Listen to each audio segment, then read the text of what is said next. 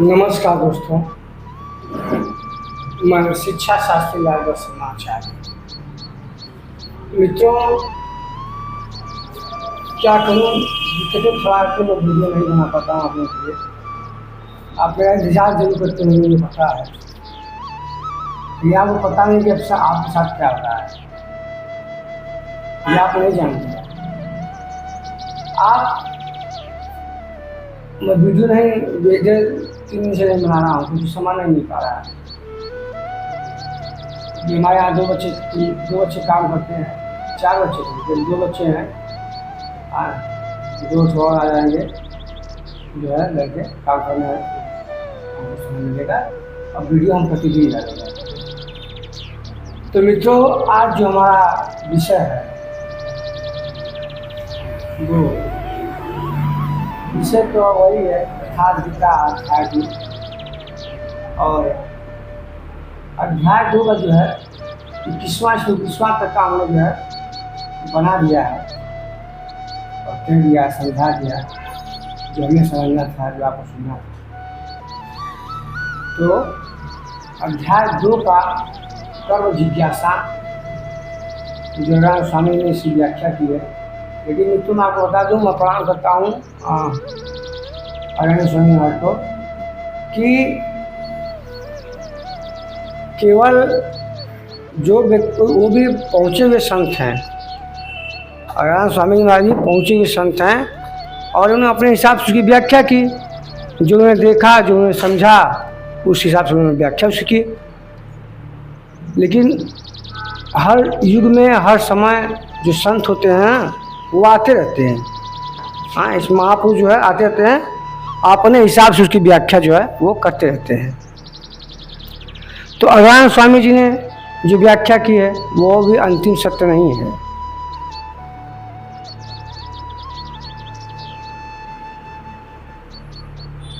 अगर मैं प्रश्न चिन्ह नहीं लगा रहा मित्रों, आदरणीय स्वामी जी ने जो कहा वो सत्य है, क्योंकि वो योगी हैं, वो संत हैं, वो महात्मा हैं।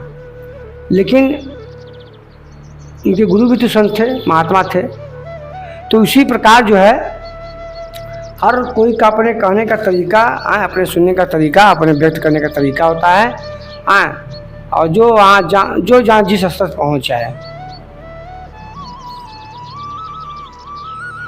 हमारे जो महापुरुष हैं, जो संत महात्मा हुए, जो योगी जन हुए, वो क्या किए, चिरकाल तक गए उस परम तत्व की तलाश में। और जैसे जैसे उन्होंने देखा उससे क्या किया, उन्होंने किताब लिख दी, तो अपनी बात कह दी। बात सुना, जैसे कबीर जी हैं, मेरे गुरु कबीर, तो कबीर जी क्या है, क्या वो पढ़े लिखे थे? नहीं। मस्जिद छुओ नहीं, कलम न गयो हाथ। तो कभी वो छुए नहीं, लेकिन फिर भी उन्होंने अपनी बात कही ना, हमें समझने के लिए, आपको समझने के लिए।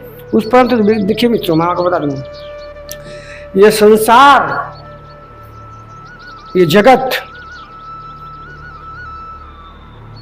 जो आप देखते हैं इन आँखों से, जो हम देखते हैं इन आँखों से, हमारे ऋषियों ने, हमारे मुनियों ने, या हमारे जो योगी जन, जो संत महात्मा हुए, हमारी जो योग दर्शन जब आप पढ़ेंगे या योग दर्शन जब जानेंगे आप ना, तो ध्यान से मेरी बात सुनिए और ये वीडियो छोड़ जाइए। मैं बहुत जीवन का मूल चीज़ बता रहा हूँ।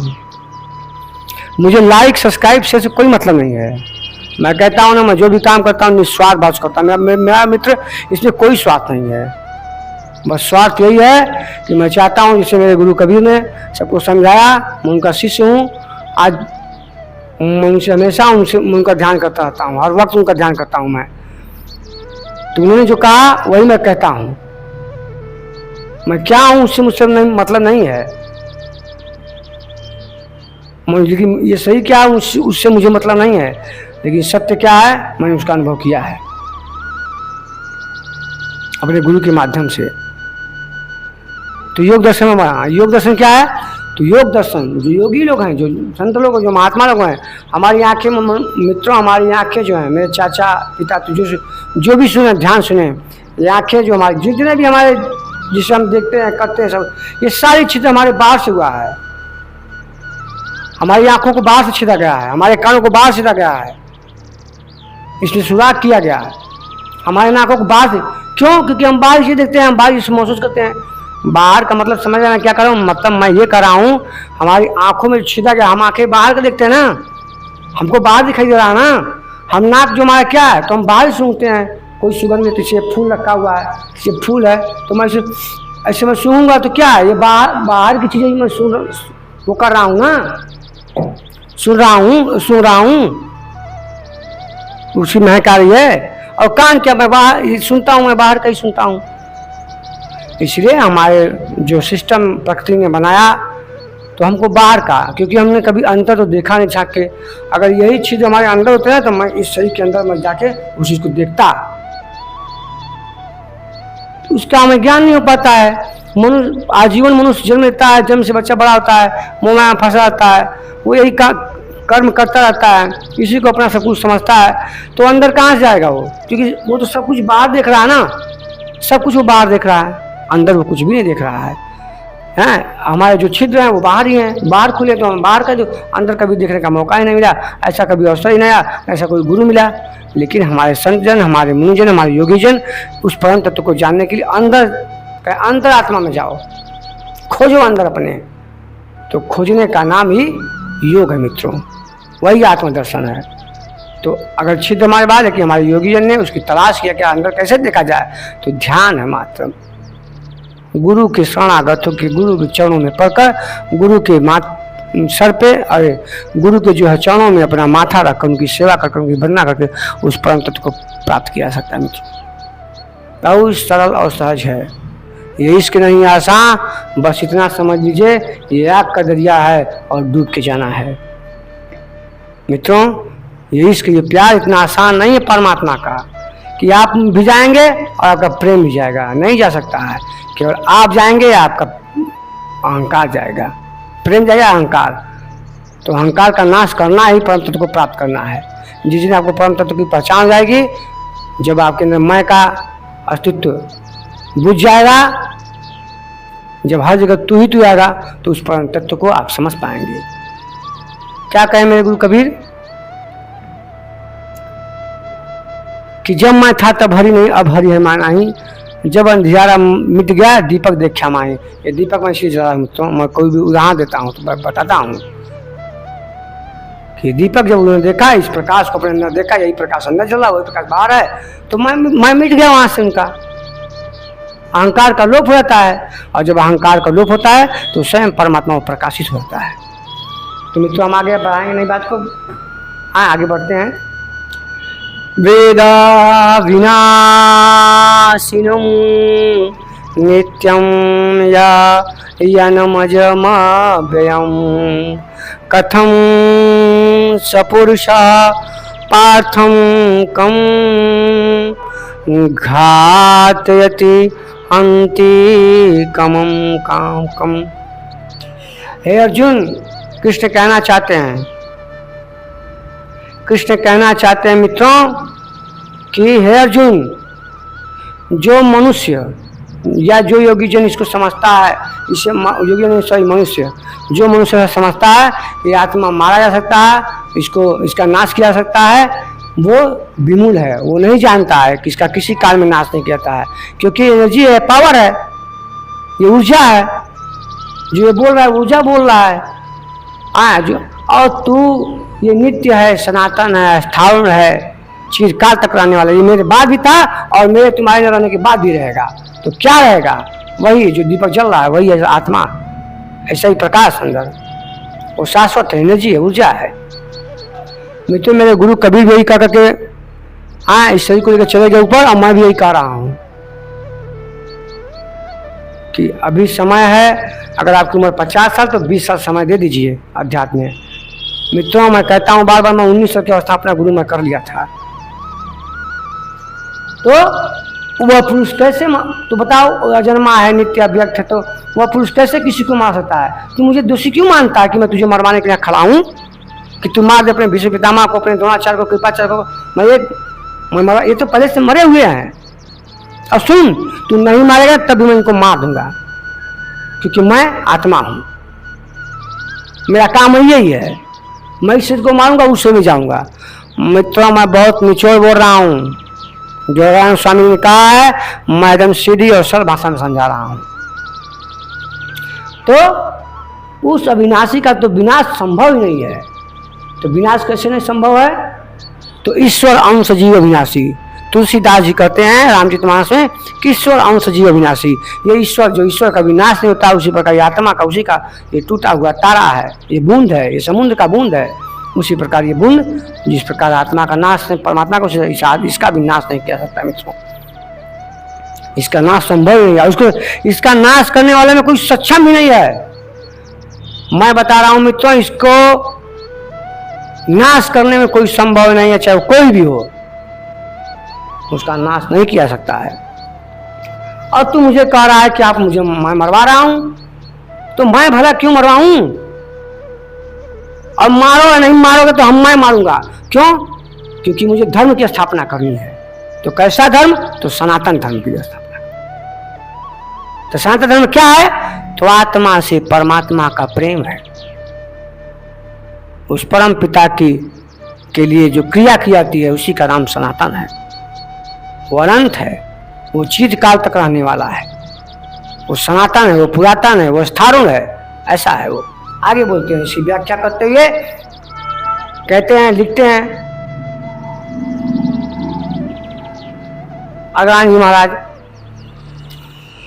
कि वसांसि जियानि यथा विहाय नवानि गृहाणि नरोपराणि तथा शरीराणि विहाय जीर्णान्यानि संयाति नवानि देहि। हे अर्जुन, जो आत्मा को मरा हुआ समझता, तो मैं बता देना चाहता हूँ कि आत्मा अनंत काल तक रहने वाला है।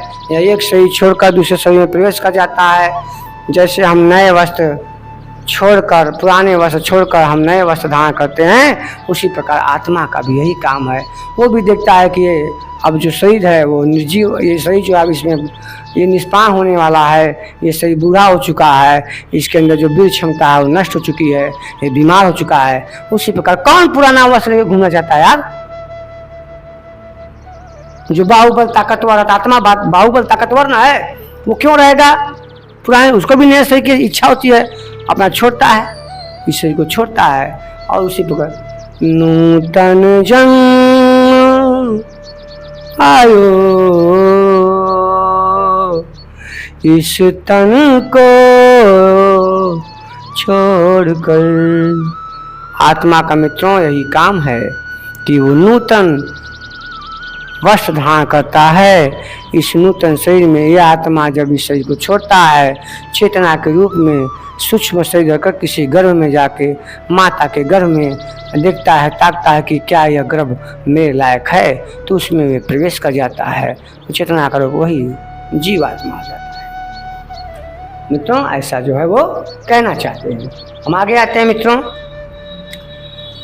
नैनम छिदन्ति शस्त्राणि नैनम दहति पावक न चैलम केदयन्ति तापो न शोषयति मारुतः।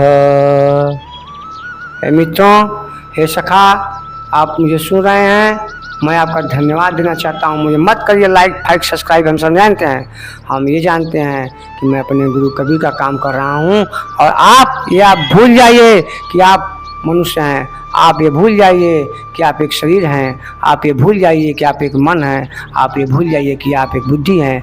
आप क्या हैं? आप शाश्वत हैं, आप आत्मा हैं, आप चिर काल तक रहने वाले। इस शरीर को मत देखिए मित्रों, ये शरीर तो 44 साल का है, लेकिन जो शरीर के अंदर शरीर ही है वो आत्मा है, वो अनंत काल तक है और अनंत काल तक रहेगा। इसके ब्रह्मांड के नाश होने पर भी वो रहेगा, कहीं न कहीं रहेगा वो। क्यों? क्योंकि इसको नैनम छिदन्ति शस्त्राणि, इसे शस्त्रों से काटा नहीं जा सकता मित्रों। और नैनम दहति सो पावक, इसे अग्नि इसको जला भी नहीं सकती है हे अर्जुन। और इसे क्लेदयन्ति तापो न शोषयति मारुतः। तो हे अर्जुन, इसको जो है क्या नहीं, तो इसको जो है पानी जो है गीला भी नहीं कर सकता है और इसको वायु सुखा भी नहीं सकता है। नैनम क्लेदयन्ति तापो, और इसको नक्लेद नहीं की मतलब क्या नहीं किया सकता है, तो इसको गीला नहीं किया सकता है। तो क्या है वो मित्रों, आप आत्मा का चिंतन, आप साधक बन चुके हैं, आपको पता है आप साधक बन रहे हैं। अभी अब साधु नहीं, साधु बन जाएंगे। धीरे धीरे मेरी बातों को आप सुनते रहिए। मैं आपको वचन देता हूँ कि मैं आपको साधक बना दूंगा। मैं नहीं मतलब मेरे गुरु कबीर। आप गीता का अध्ययन करिए, गीता का मनन करिए, और जो है आप साधक बन चुके हैं। आप मेरा वीडियो देखने के लिए परेशान होते होंगे कि यार शर्मा जी ने जो है वीडियो नहीं देखा, अरे वीडियो नहीं भेजा। तो मैं प्रयास करता हूँ मित्रों कि मैं वीडियो बनाऊँ, लेकिन समय नहीं मिल पाता है। लेकिन परमात्मा के लिए मेरे पास समय है, मैं समय से भी समय निकाल लूँगा। तो इसको जो है आप गीला भी नहीं कर सकते हैं। उदाहरण की मैं समझा रहा हूँ आपको। ये परछाई है ना, देखिए परछाइयाँ बढ़ रहा है ना, ये देखिए ये परछाइयाँ बढ़ रही है ना, तो ये परछाई को समझिए आत्मा का ऐसा ही स्वरूप है। परछाई को आप काट सकते हैं? नहीं काट सकते हैं। आप गीला कर सकते हैं? नहीं कर सकते हैं। आप कुछ भी नहीं कर सकते हैं। किसी वृक्ष की छाया को आप क्या कर सकते हैं? परंतु उस वृक्ष को काट देंगे तो उसको आप, वो भी गिर जाएगा। तो उसी प्रकार ये आत्मा है। आत्मा इस पूरे शरीर में मित्रों, कोई ज्योति करता है, कोई प्रकाश करता है, कोई सूर्य को टिपा, मैं तो कुछ और रूप में देखा हूं। तो ऐसा जो है कृष्ण जो है कहना चाह रहे हैं, अर्जुन को समझा रहे हैं कि क्या ऐसा तुम चिंता कर रहे हैं, तू चिंता क्यों कर रहा है? मैं हूं न योगेश्वर, ये मरने के बाद भी नहीं मरेंगे यार, मैं वचन देता हूं नहीं मरेंगे, तुमको मैं दिखाऊंगा। इस प्रकार उसका मोह भंग करने के लिए कृष्ण ऐसा कहते हैं। आगे कहते हैं इसी पर बल देते हुए, अच्छेद्योयम दाहो यम क्लेदो शोषय एव च न चैलम अरे एव च नित्य सर्वगतः अस्थारुण चलोयम सनातन। हे अर्जुन, इसे छेदा भी नहीं जा सकता। जैसे परछाई को आप छेद नहीं पाएंगे, उसी प्रकार आत्मा को भी नहीं छेद पाएंगे। इसे जलाया भी नहीं जा सकता। जिस प्रकार आप अपनी छाया को नहीं जला पाएंगे, प्रतिबिंब को नहीं जला पाएंगे, उसी प्रकार आत्मा का स्वरूप है जो पूरे शरीर में रहता है, उसी प्रकार उसको भी आप जो है जला नहीं सकते, और इसे गीला भी नहीं कर सकते। और इसे इस पर और तू कह रहा है कि तेरा कुल धर्म नष्ट हो रहा है।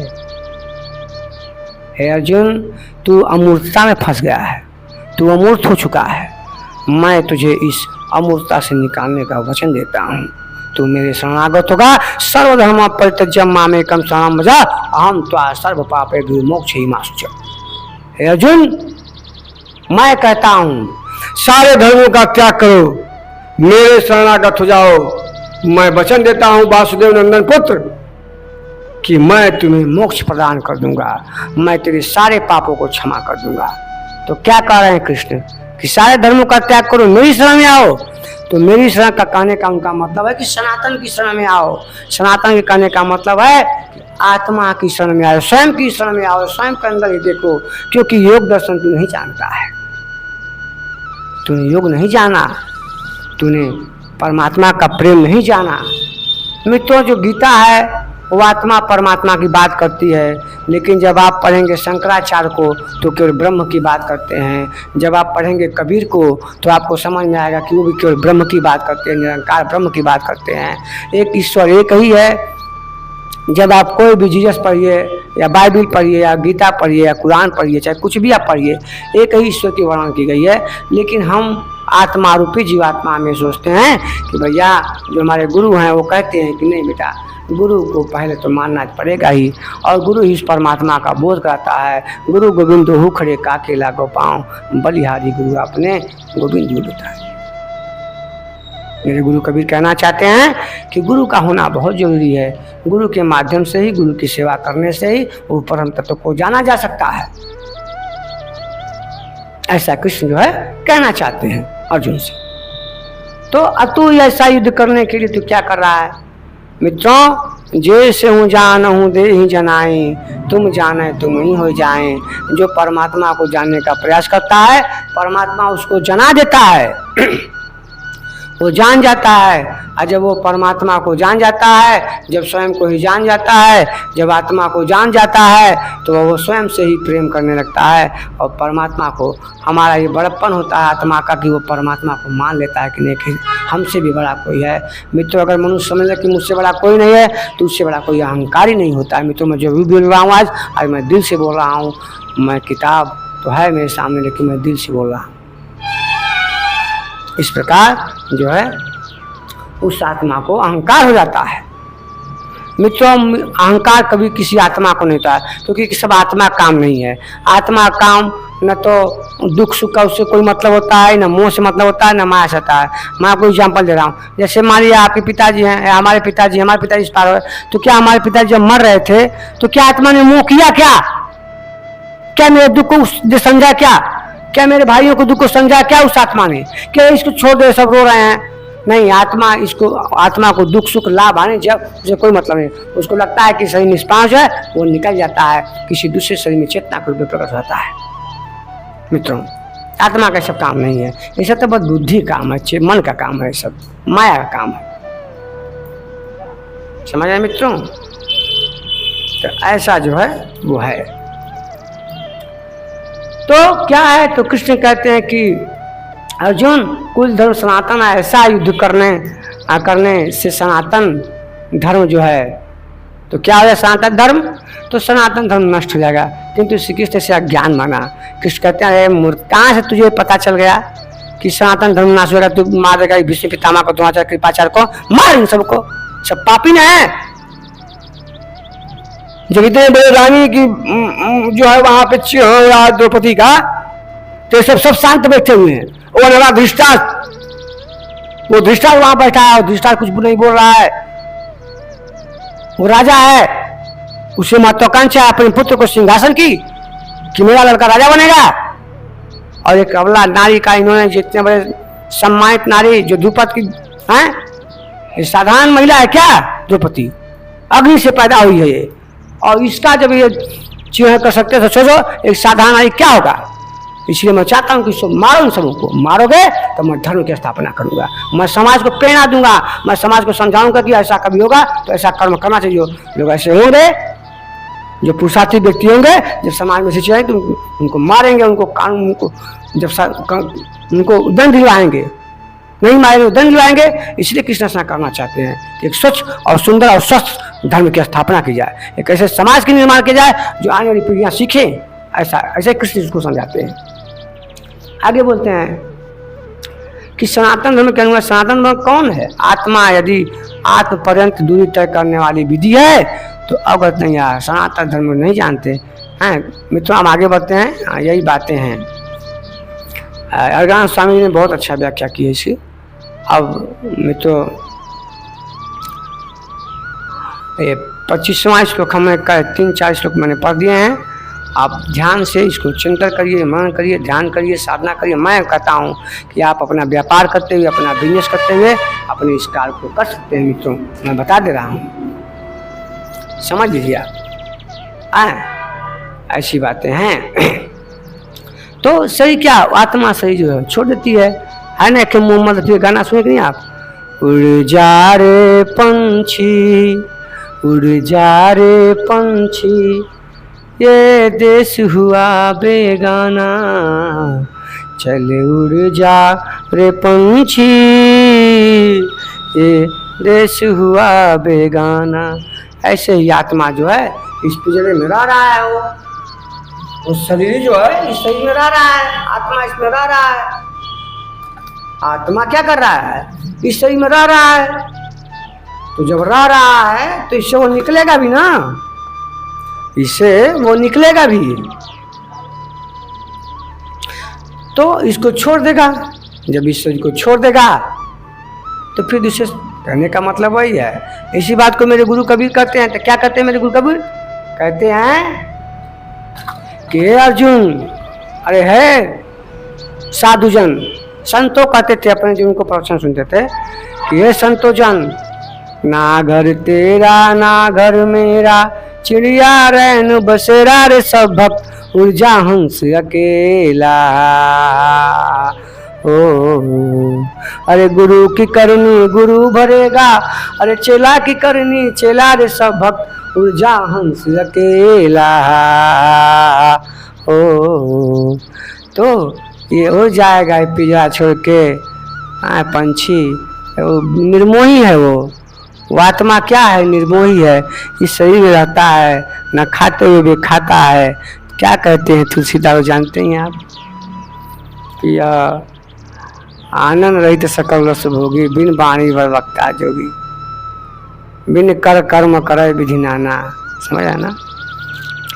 और यही जो चीज़ें हैं मित्रों, आगे देखिए क्या कहते हैं। तो हमने यहाँ तक तो अभी मैं 25वां श्लोक पढ़ दे रहा हूँ, कम से कम 5 श्लोक बस, अब इसके बाद हम बंद भी कर देंगे। तो ऐसा जो है वो कहना चाहते हैं। अव्यक्तो यम चिंतयो यम विकार्यो अमुच्यते, तस्मादेव विधित्वैनं नानुशोचितो मर्हसि। यह आत्मा है अर्जुन, यह आत्मा व्यक्त है, अर्थात ये इंद्रियों का विषय नहीं है। मित्रों मैं यहाँ पे थोड़ा सा बोलना चाहता हूँ, आपको समझा दूँ। जो मेरा वीडियो देखते हैं आप साधक हो गए हैं, धीरे साधना करते करते आपको मैं साधु बना दूंगा। आप जीन्स पहनेंगे, आप टी शर्ट पहनेंगे। आज देखिए मित्रों मैंने केसर लगाया है, ये चंदन जो है, ये चंदन और केसर मैं लगाया हूँ। अगर मेरा ख़त्म होगा तो मैं लाता हूँ। आज कृष्ण ही समझिए, अंदर से कृष्ण ही बोल रहे हैं, कबीर बोल रहे हैं। मैं तो निमित्त मात्र हूँ सत्य बोल रहा हूँ, मैं तो बस निमित्त मात्र हूँ। और आप हंस हैं, उस परमात्मा से बिछड़े हुए हंस हैं आप। आपकी क्रिया चालू हो गई है, सच बता रहे हैं। आप परमात्मा से जुड़ चुके। मैं वीडियो देखिए, आप हमको लाइक सब्सक्राइब मत करिए, हमको उससे कोई मतलब नहीं है। देखिए तो ये इंद्रियों का विषय नहीं है। मनुष्य कितना भी वेद पढ़ ले, शास्त्र पढ़ ले, पुराण पढ़ ले मित्रों, कुछ भी पढ़ ले, जब से वो इंद्रियों से इसको नहीं जान सकता। कितना बुद्धि लगा ले, आत्मा को नहीं समझ पाएगा। कितना वो आत्मा को जानने का प्रयास करे, किताब पढ़ ले, वेद पढ़ ले, शास्त्र पढ़ ले, पुराण पढ़ ले, कुछ भी कर ले, लेकिन उसको नहीं जान पाएगा। क्योंकि तो उसका मूल आधार क्या है, तो गुरु की सेवा है, गुरु की वंदना है। आपको एक उदाहरण मैं देता हूँ, नया और हम तत्काल उदाहरण दे रहा हूँ। मित्रों मेरा वीडियो पूरा देखा करिए, मैं बता रहा हूँ, मुझे छोड़ के मत जाया करिए, मुझे आप कृष्ण मत करिए। बता रहे हैं आप ऐसा कर रहे हैं तो समझिए आप अपने साथ अन्याय कर रहे हैं। मैं ना आपको उदाहरण दे रहा हूँ, अभी तत्काल में इजाजत की बात नहीं है। आपको याद होगा कि महापुरुष हुआ करते थे कलकत्ता में, उनका नाम था नरेंद्र दत्त। उनके बचपन का नाम था नरेंद्र दत्त, और बाद में वही लड़का जो है वो भी बहुत पगलाया था मेरे लिए।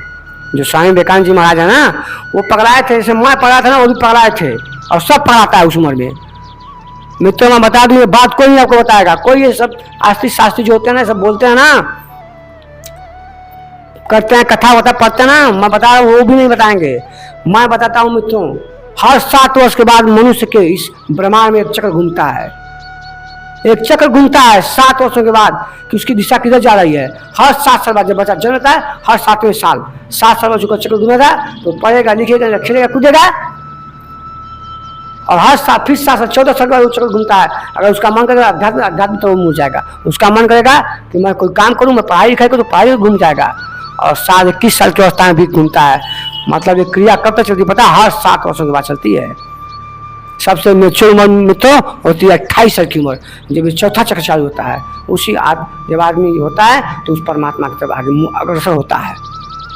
तो मित्रों छोड़िए, हम कहाँ थे, मैं बहुत बोलता हूँ। बिन वाणी वर वक्ता जोगी, समझ रहे हैं ना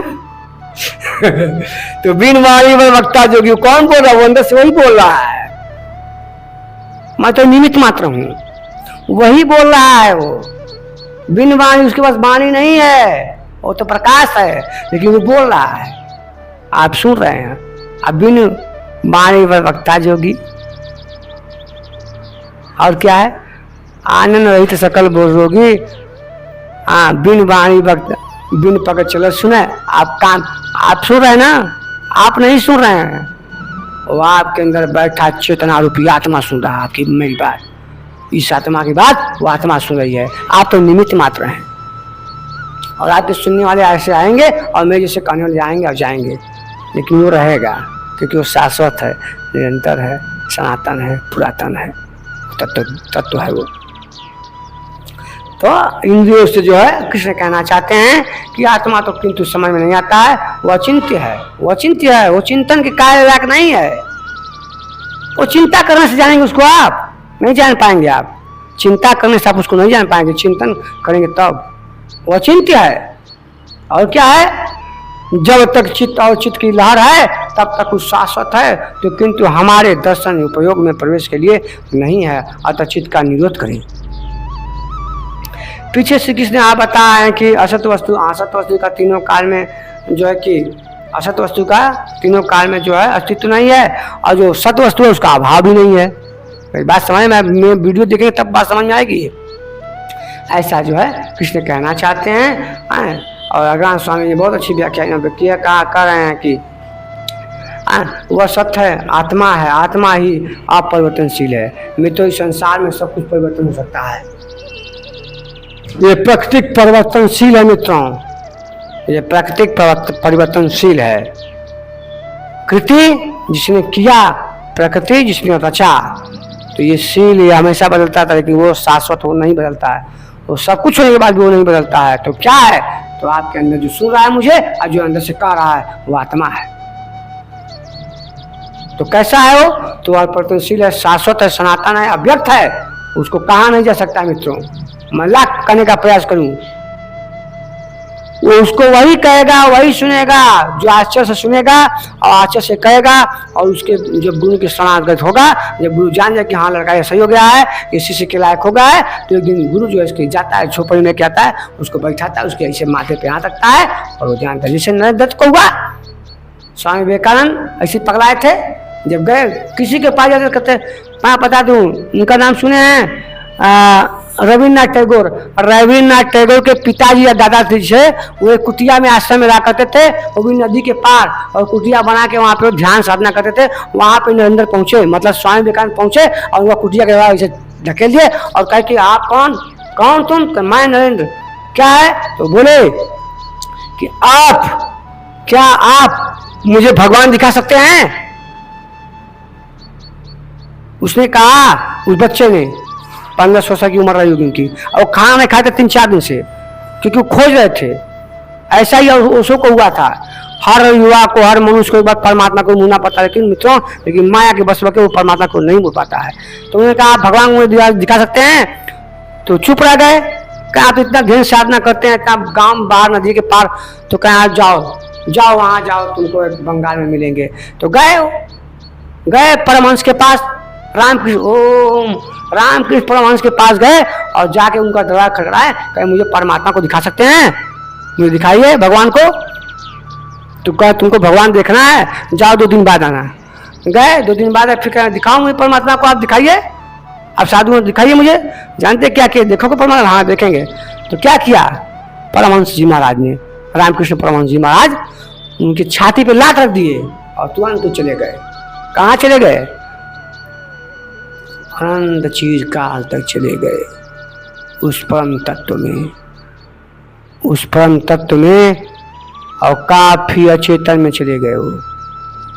और वो उन्होंने सब कुछ देखा जो देखना चाहते थे। लगभग ये क्रिया मित्रों 2-4 घंटे तक चलती रही, और उस परम तत्व को उन्होंने समझा, जाना। धन्य है ऐसे गुरु, और धन्य है ऐसे स्वामी विवेकानंद जी महाराज, जो उनको ऐसे गुरु मिले। रामकृष्ण परमहंस जैसे मीरा को मिले, रैदास संत मिले, रैदासा पायो जी मैंने राम रतन धन पायो, वस्तु अमोलक दी मेरे सतगुरु, कृपा कर अपनायो। मैं भी कहता हूँ मेरे मित्रों, मिले गुरु मुझे कबीर। भव सागर हक्का छुड़ाए कबीर। मात्र केवल कबीर है जो इस संसार से, इस भंवर जाल से आपको निकाल सकते हैं मित्रों। उनकी शरणागत हो जाइए। तो उन्होंने उस तत्व को देखा और जब वो अचेतन से आप चेतन क्रिया में आए तो कहे क्या हुआ बेटा, तुमने देखा परमात्मा को? तो वो कुछ भी नहीं बोले। तो काली माँ के पास भी गए, जाओ जो तुम मांगना चाहते हो काली माँ से मांग लो, लेकिन वो कुछ भी नहीं मांगे। ऐसे मित्रों मुझे सुनते हुए मैं अनेक वृत्तांत कहानियां सुनाता रहूँगा। मैंने जीवन इस पर खपा दिया मित्रों 20 साल, और जितना बचा उसमें मैं परमात्मा को समर्पण कर दूंगा। ये तो मैं नौटंकी करता हूँ। मेरे भाई हैं, उनका नाम शिक्षा साथी सुभाष शर्मा आचार्य है। मेरे भाई हैं, छोटे हैं, उनका लेक्चर में परीक्षा पास कर गए हैं, भगवान करें उनका हो जाए। वो मुझसे, मैं क्या हूँ, वो तो बहुत अच्छे हैं। वो तो इस आधुनिक काल में वो संत टाइप के हैं। कभी वीडियो बनाऊंगा तो उनको मैं जरूर आपसे मिलवाऊंगा। संत हैं वो भी रचनाएं करते हैं, बहुत अच्छे संत हैं वो। कैसे संत हैं? तो पारिवारिक संत हैं। उनका आप 10 रुपये ले लेंगे तो आप झगड़ा करेंगे तो 10 रुपये आपको और दे देंगे कि लो भैया हमारा पीछा छोड़ दो। ऐसे संत हैं वो। कौन से संत हैं? तो पारिवारिक संत हैं, आध्यात्मिक में संत नहीं है, लेकिन मार्ग उनका वही भी है। ओम कबीराय नमः। आपका कल्याण हो, आपके बाप माता पिता भाई बंधु भैया भौजी सब सुखी रहे, आपके बच्चे पढ़े लिखे खूब उन्नति अच्छे से पास हों, आपका कल्याण हो। अगर आपको लगता है कि मैं चैनल सब्सक्राइब लाइक करिए मत। ओम नमः शिवाय। ओम तत्सत।